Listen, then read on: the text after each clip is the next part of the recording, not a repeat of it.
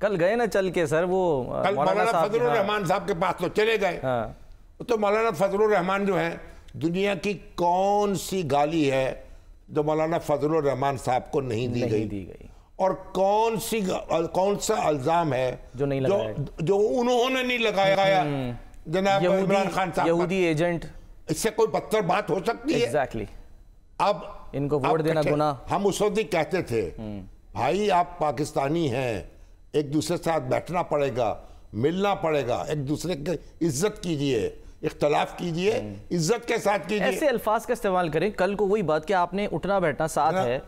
اب مولانا فضل الرحمان جو ہیں وہ قریب آ رہے ہیں, دور دور جاندے اسی نیڑے نیڑے آ گئے, ٹھیک ہے, نیڑے نیڑے آ رہے ہیں, لیکن مسئلہ یہ ہے کہ وہاں بھی میں سن رہا تھا کامران مرتضی, وہ کہہ رہے تھے بھائی پہلے ہماری جنرل کونسل کا اجلاس ہوگا, وہ فیصلہ سارے ورکرز جو ہیں ہمارے نچلی سطح پر بھی ان کو بھی فیصلہ کرنا ہوگا. جیسے سر جماعت اسلامی نے شورا پہ وہ کر دیا تھا. تو جماعت اسلامی کی تو اتنا معاملہ نہیں ہے نا, اتنی مخالفت بھی نہیں تھی عمران خان صاحب سے. جماعت اسلامی تو ٹھیک ہے نا, جتنی ان کی ہوئی, جماعت اسلامی تو ان کے ساتھ مل کے الیکشن لڑتی رہی. وہ پہلے ابھی ہمارے حافظ نعیم الرحمان ان کے ساتھ مل کر میئر کا الیکشن لڑا, اور وہ جناب جو پیپلز پارٹی کی جو کرشمہ سازی ہے اس کی وجہ سے ہار گئے. یعنی میجورٹی ان کے پاس تھی, جیت ان کا میئر گیا. تو اب بات یہ ہے کہ مولانا فضل الرحمان صاحب اور عمران خان صاحب, بڑی اچھی بات ہے, میں کہہ رہا ہوں مجھے تو بڑی خوشی ہو رہی ہے, مل رہے ہیں, لیکن کس لیے مل رہے ہیں بھائی؟ ملک کو کچھ دینے کے لیے ملے آپ, اور اس مفاہمت کو آگے بڑھائیں. مولانا جو ہیں اس کو وسیع تر مفاہمت کی بات کریں. صاحب آپ خود ہی کہتے ہیں کہ جو ان کا ایک شکوہ ہے مولانا صاحب کا, وہ یہ ہے کہ جی دھاندلی ہوئی. اب دھاندلی کا فائدہ تو پی ٹی آئی کو پہنچا. اب چلو مولانا اگر معاف کرنے کو تیار ہیں تو ہمیں کیا ہے, چلو ٹھیک ہے, درگزر کر. مولانا کہتے ہیں نہیں جی ان کے ذریعے ہوئی ہے, اچھا انہوں نے نہیں کی, یہ استعمال ہوئے ہیں. جی استعمال ہوئے ہیں. اچھا, تو پھر دوسرے بھی ہوئے ہیں, تو پھر آپ دوسروں پہ کو غصہ اتار رہے ہیں.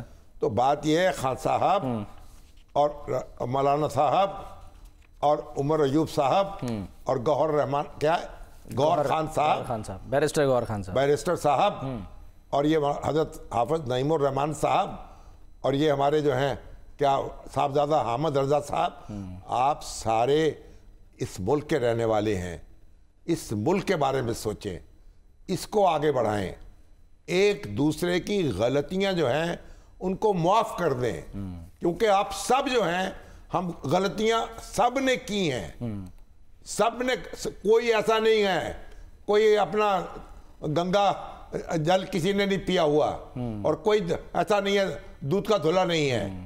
یا بہتی گنگا میں ہاتھ نہ دھوئے جس نے, یا جس نے بہتی گنگا میں ہاتھ نہ دھوئے. نہیں وہ تو خیر ہم ایسی گستاخی نہیں کرتے. بہتی گنگا میں ہاتھ دھونا تو اور چیز ہے. اچھا, لیکن غلطیاں کر لینا اور ایک دوسرے کے در پہ ہو جانا وہ اور چیز ہے. تو گنگا جو ہے بہتی ہو یا نہ بہتی ہو, اگر نہیں بہے گی تو تعفن ہوگا اس میں. صحیح ہے. ابھی تو مودی صاحب تو دیکھیں نا اس میں گنگا کو بھی صاف کر رہے تھے نا, تاکہ اس میں اشنان کیا جا سکے.